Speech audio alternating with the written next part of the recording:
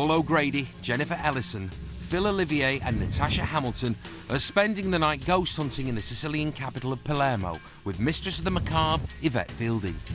They're investigating the city's horrific Capuchin catacombs, where Jennifer refused to take part in a séance and opted for the safety of the taxi and Jeffrey Beatty. I just think it's wrong. I think it's wrong. And after what was believed to have been the spirit of a little girl trying to make contact with the group during the séance, Natasha was too frightened to carry on. I've never shook so much with fear. And she's not the only one feeling the fear. No, I'm scared of you. Yeah.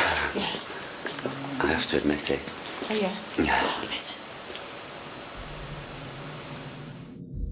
Yvette, Paul and Phil are currently in the catacombs' body-lined corridors where they've been hearing unexplained sounds that seem to be following them. It sounds like there's something behind us. You know, like just in the distance. Is that your stomach? No. Did you hear it? I can't hear anything. I'm paralysed. Fuck!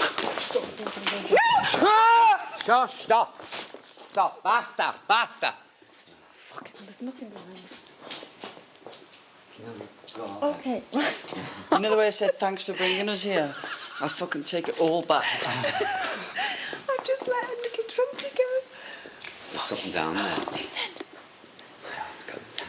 Oh, don't say that to me. Don't bet in here. Jesus. What? Oh, fuck. It's okay. Let's go. It's fine. Having been well up for finding evidence of the paranormal all evening, Paul and Phil's bravery has taken a battering with the last unexplained noises. And veteran ghost hunter Yvette doesn't look too comfortable either. Just let me know when you want to call it a day. No, I'm scared. The fucking hair on my neck, arms. With Paul clearly scared stiff, Yvette decides it's time to make their way towards the exit. But before they make it to the door, Paul suddenly realises that the sensation of having his coat pulled earlier might have been more real than he originally thought. Look at me effing coat. I told you. I said when I was in there, she's pulling on my coat. That was in a tight knot. I tied that in New York because I can't bear belts flapping round. Because I remember looking at you thinking, that might be uncomfortable when he sits down. Paul's coat revelation proves to be the final straw for Phil, and in true heroic style, he legs it for the exit. Once outside, Phil is quick to seek solace with the ladies. You know when you see the phrase, your hair standing on the back of your neck? Oh, don't know, can't speak. Yeah, I'm drained. Je suis fatigué. Je suis désolé, viewer. Oh, I've seen it all now. I'm like this. You could stick me on that wall and I'd stick there all night like that. I couldn't talk when I came out. I was like... I could see. I've never felt anyone so scared out. She was... Fear just set like, in my knees. Thank God you said, OK, Tasha's to go now, because I think I would have dropped to the ground because my knees were trembling that much. Do you believe? Yeah, I believe in something. There's something definitely going on. And it was definitely a little girl. And it was there. I thought it was... No, I don't know. You know what we need after this? A drink. Before they leave the Capuchin catacombs, Yvette, with the help of a professional medium, returns to the embalming room and puts a closure to the séance. They hope that this will release what they believe to be the trapped spirit of 2-year-old Rosalia. With the job done, it is a relieved, if slightly spooked, Paul O'Grady and friends that get in the taxi and head for home.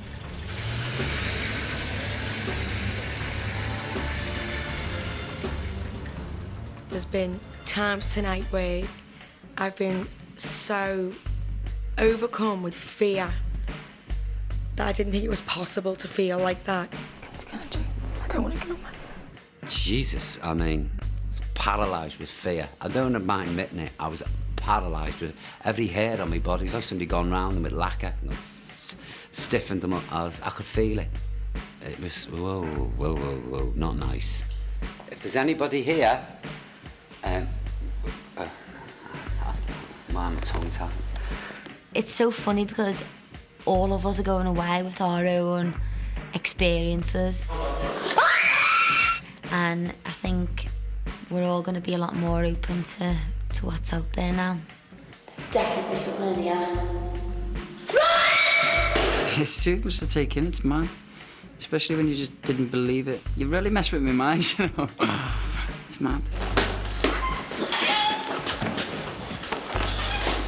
I mean, look at me barness. It's on end and I haven't touched it. Who needs gel? Just go down these catacombs. Stand on end all. I mean, impotence, cure for impotence. Go down there, you'll be erect. Rigid. Oh, God.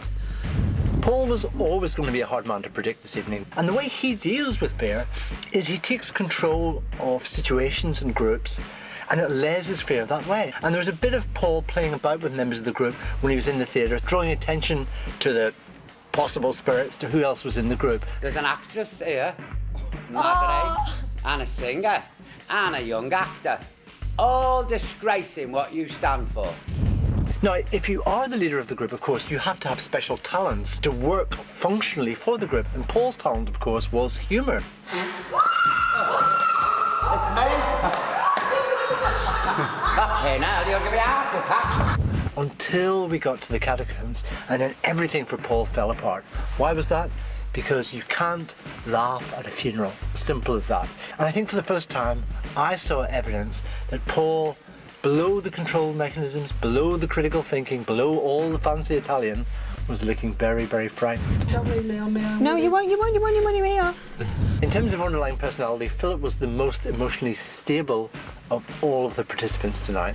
And I think Philip coped remarkably tonight in the way that you would expect. Again, until they got to the catacombs, suddenly you could see all of these non-verbal telltale signs of extreme fear leaking out of him. So I think that tonight will have had a big emotional impact on him. Another way I said thanks for bringing us here. I'll fucking take it all back. In terms of underlying personality, Natasha is pretty volatile emotionally, but also pretty sensitive to those around her. So you can imagine from her point of view what it was like to be locked in that oubliette with Jennifer right at the start of the evening. This in some sense was her worst nightmare. Is anyone here? Can you please talk Natasha on No, don't be saying that. I think the problem when they got to the catacombs, she was picking up on all the vibes around her, and she certainly didn't like what she was feeling. She got out of there quickly. I've never shook so much with fear. In terms of her underlying profile, Jennifer Ellison is pretty extreme. Jennifer, of course, verbalised her own reasons for leaving the catacombs. She said it was all about respecting the dead. You haven't got to do this, you just get called taxi and No, go. the thing that's speaking of those dead people. But from a psychological point of view, her coping mechanisms for fear, which is to dramatise her fear response, couldn't possibly work in the catacombs. And without a coping mechanism, she had to leave. I think that her talking about respect was her kind of post hoc rationalisation of what she was doing. These people were alive once. They're not props. You know, they're not mummy, you know, William, but they're not, you know, it's not Shaun of the Dead, it's not a horror film. This is real. It's very unhealthy to be hanging around dead people unless you're a pathologist and getting paid for it, or a necrophiliac and enjoy it. And since I'm neither, I'd definitely do ghost hunting again, because I think once you've done it once, you're so intrigued, you just want to find more. Definitely, any skeptics out there, come and have a go at this. Come and have a go at this, definitely. You're going to change my life, actually. Thank you. I'm going to be up all bloody night now going through all this in my head. As the book closes on ghost hunting with Paul O'Grady and friends, all the spirits have been laid to rest. Or have they?